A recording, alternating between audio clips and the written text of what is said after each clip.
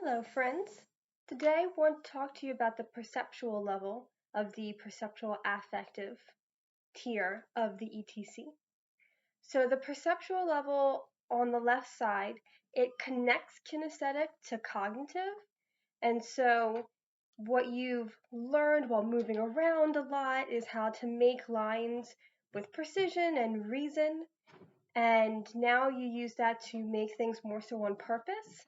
And so that's a skill you gained when you got past kinesthetic. You gained control of how fast you are, you gain control of how long the lines are, you gain control of how straight the lines are. But you're not quite at that cognitive levels where you're replicating a gear or diagramming what a machine might look like that could fix something in your life, which is a directive we do up on the cognitive level. So the perceptual level connects the two. The focus is on what we learn in art school as the elements of art. We have line, color, form, pattern, shading. It's very technical. And so if you have some emotion on the affectives part of it, it can breathe some life and some inspiration to what you're doing. Too much emotion and you're not really getting specific lines and shading. However, if you're too on the perceptive side, perceptual, then you don't have a lot of emotion in because you're strictly doing shapes and lines and colors. And it's not a great expression of your internal state, but it does have a purpose. And the main purpose is to contain. It brings some order to the chaos so that you're able to process it. A good example is mandalas. So it's a circle and we draw in the circle and we color it in, and it's shown to produce a lot of anti-anxiety effects. It relieves stress and makes you calm down, and because it brings order to all the things that you're putting inside it, and a circle doesn't end. There are some theories about the tree of life, how it goes up and down. This is like if you cut the tree in half, what it would look like on the inside, which is a really interesting way of thinking about it. I made some examples in here. I just have to find them real quick of what I am talking about with this. What do we do if it's just strictly elements of art and it's not an expression, it's not a story or anything like that? And I'll show you what it looks like. One example is this statue here. So fluid items like paint and crayons, they're not great for the perceptual level. It's great to have rigid things like wood, tile. This is cardboard. I made this cardboard structure out of triangles and other triangles and more triangles. And then these lines that I sort of got when I cut my triangles. And I decided to separate it into two different shapes. And when we had our little exhibit in class, my classmates pointed mine out as the one that resonated the most with them because there was an emotional element, and that emotion is loneliness. The separation between the top and the bottom, the way it reaches out to it. So even though it's containing and it's structured, it still is inspired, and it gives form and a way of communicating that emotion. So other things you can do is draw people in a group, in a family, in your life as circles, just circles.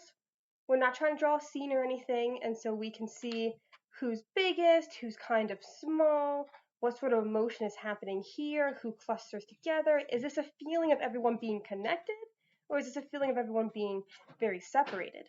And so this is, again, just one element of style, and yet it can serve as a launching off point. And there's something else we need to talk about, which is perseveration. Perseveration is when you repeat the same shape over and over and over and over and over again. It could be lines too. You keep doing the same lines over and over and over and over. And it's a hallmark of anxiety. Going back to that kinesthetic level, when you have that emotional state, you want to get that expression out. And so the way you might instinctively bite your nails or tap your foot, you would doodle. And this is a doodle that I've done a lot in elementary school. And I take these infinity symbols and I go sort of in a circle, like in a pinwheel type thing, and I draw the infinity shapes over and over and over again. This is another example of perseveration. What I was saying about that line just being repeated and repeated and repeated and repeated. So if you look at that, you can tell that this would be done by someone who's experienced a lot of anxiety at the moment. Now, the anxiety may be directed towards the art. They may say, I'm not an artist, I don't know what I'm doing, and because of that, anxiety may come out. Celtic knots, I used to draw Celtic knots all the time. It's just line and overlapping line and shading. And so I did this around 4th grade, and I think it was really great because it helped me contain a lot of those emotions that I had. This ends and starts, there's no ending point. It contains, and it got some of that anxiety out, and it brought some of that calmness. This is a directive that you can do when you're having difficulty with another person. You want to use just those elements of style, just lines, just shapes. And I drew one person, myself, and I drew the other person, my sister, how I would just represent them. Again, no story, we're not detailing anything. It kind of has an emotion to it.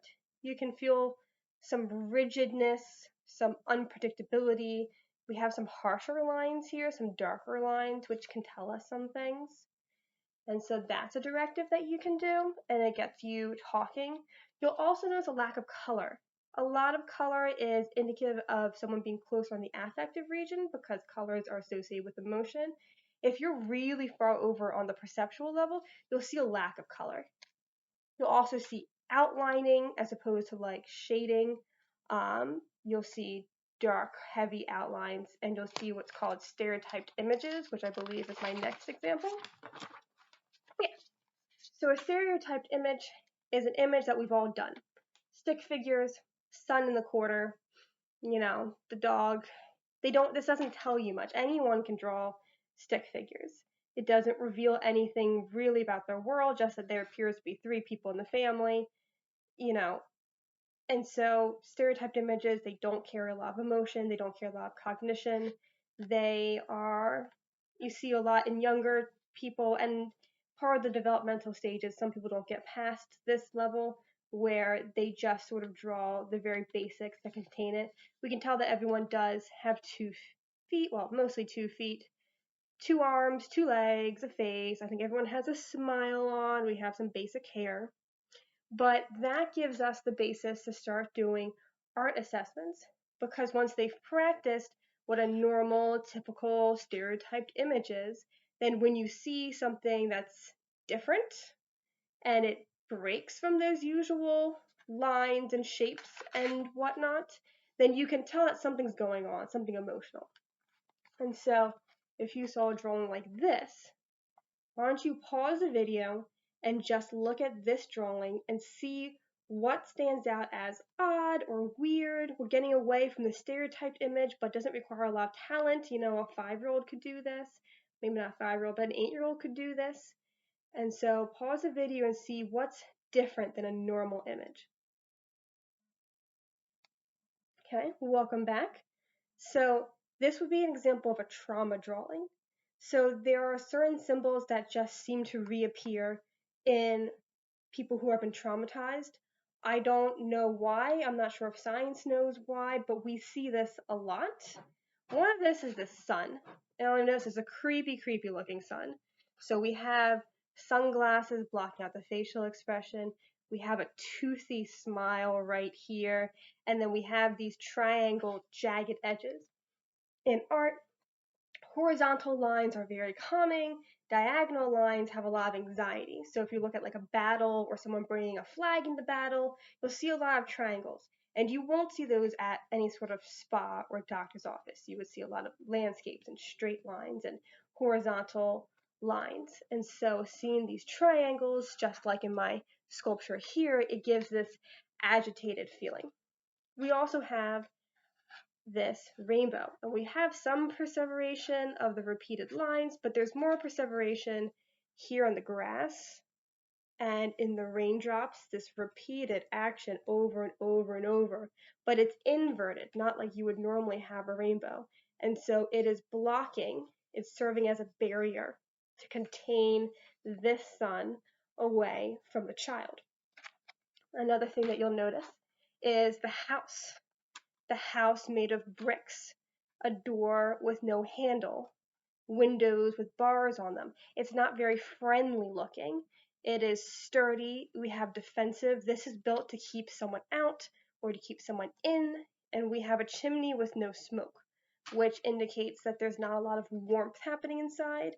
Not everything doesn't have to be a reason like this. Some people might just like drawing a chimney and with no smoke, but people who tend to include a chimney with smoke tend to be including this sort of idea of a hearth. So this is no smoke. And then these people, these hands are bear claws, which we see a lot in trauma. Again, their eyes are blocked with sunglasses. And these two have boots, which is exaggerated down the feet. This child does not have any feet. So there's this inability to run and leave in a way. They feel stuck here. I believe there's also no eyes. They don't want to see what's happening. And then I also drew a lot of detail in this shirt. We have a jacket on top of a plaid shirt, but there's no pants. And so if we're looking at trauma, we might be wondering about some sort of sexual abuse happening if you were to see a drawing like this. So that is the perceptual level. It connects the kinesthetic to the cognitive. It balances out the affective. It gives some sort of form to that much emotion going on. And it's one of the middle tiers of the expressive therapies continuum. All right, until next time, bye.